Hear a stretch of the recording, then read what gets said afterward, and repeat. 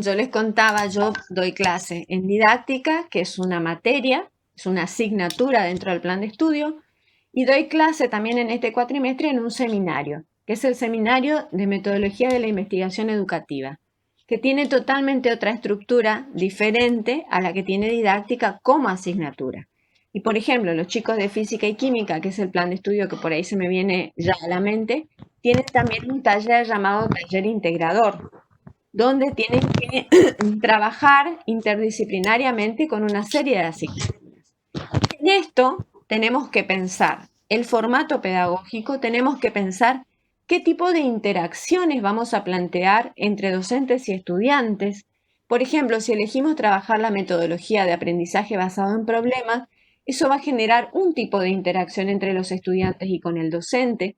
Si estamos delante de una exposición, vamos a trabajar otro tipo de interacción. Si estamos delante de un trabajo grupal en un taller, eso va a generar otro tipo de interacción y son todas estas cuestiones las que también debemos pensar a la hora de definir una secuencia. Los modos de comunicación, y cuando hablo de modos de comunicación no me refiero solamente a la oralidad, sino también a la escritura. Si yo decido pedirle un ensayo, pedirle una monografía, ese es un modo de comunicación. El trabajo práctico que le voy a pedir, cómo lo voy a retroalimentar, qué tipo de observaciones voy a hacer. ¿Va a ser una retroalimentación personal? ¿Va a ser una retroalimentación grupal? ¿Va a ser una retroalimentación con la ayuda de los pares, sin los pares? ¿Cómo voy a comunicar absolutamente todo con gráficos, con textos, con situaciones? Y por último, entender que el aprendizaje es un proceso, pero no solamente es un proceso, y por eso me gusta señalar esto que vemos acá, sino que es un proceso de progreso. Siempre se aprende, siempre.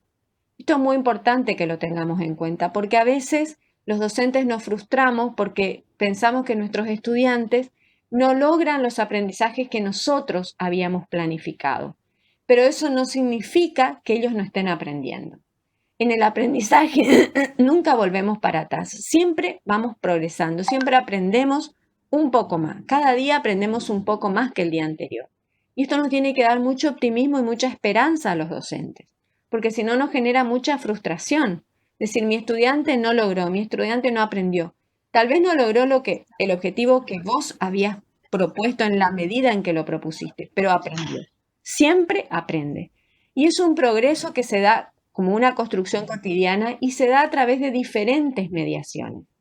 No solamente el estudiante aprende de lo que le dice el docente, aprende de sus pares, aprende del ambiente que yo le plantee, aprende de los recursos que le proporcione. Fíjense que en este contexto de la pandemia, por ejemplo, una de las grandes mediaciones que falta es la mediación de los pares. De alguna forma, la relación es muy directa entre el docente y el estudiante y acá, en esta pandemia, está interviniendo un factor que normalmente no aparecería, que es el tema de los padres, de las familias. Para muchos estudiantes de primaria y de secundaria, la relación con los pares fue cambiada por la relación con los padres. Entonces, fíjense que cuando hablamos del aprendizaje como un proceso de progreso y de construcción cotidiana, implica que también veamos las mediaciones.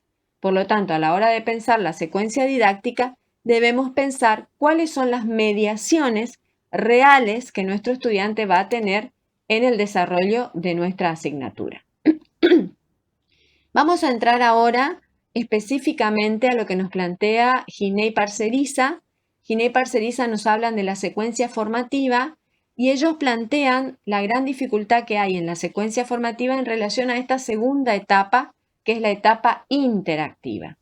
La etapa interactiva es la etapa de la clase en sí misma.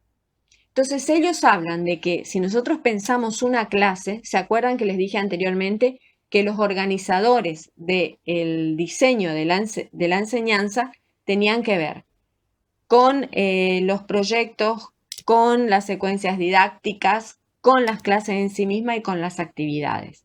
Muy bien, si hablamos de la clase en sí misma, estamos hablando de una etapa interactiva.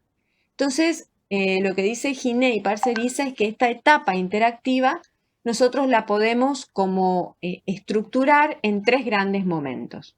Un momento inicial, un momento de desarrollo y un momento de cierre. Ahora, cuando hablamos de estructura, no estamos hablando de rigidez, sino que estamos hablando de un término que me gustó mucho que dijo la profesora Olga en la clase anterior, de que esta estructura nos permite cierta estabilidad para poder organizarnos a la hora de pensar nuestra propuesta de enseñanza. Pero no significa que sea rígida y que no sea flexible, al contrario, tenemos que saber que una de las características de estos momentos es la flexibilidad, porque las situaciones de enseñanza son dinámicas. Muy bien, ¿cuáles son las características de estos tres momentos? Primero, no son momentos estancos o no deberían ser momentos estancos, que es lo que comentamos recién. Tiene que haber una continuidad, un hilo conductor entre cada uno de los momentos. La duración de estos momentos también es variable, es decir, nosotros no podemos decir, bueno, el momento inicial solamente puede durar 5 minutos y si dura 6 minutos está mal. No es así porque a veces el momento inicial es el momento de introducción, pero puede ocurrir que te lleve un poco más de tiempo porque está surgiendo algo, está pasando algo en ese momento que moviliza a los estudiantes y ahí está el arte del docente de no dejar pasar eso. Y no porque en su cabecita tiene estructurado que viene otro momento, corta lo que está pasando y pasa y desaprovecha un montón de situaciones que surgen en el momento inicial. Por eso estamos hablando de duración aproximada.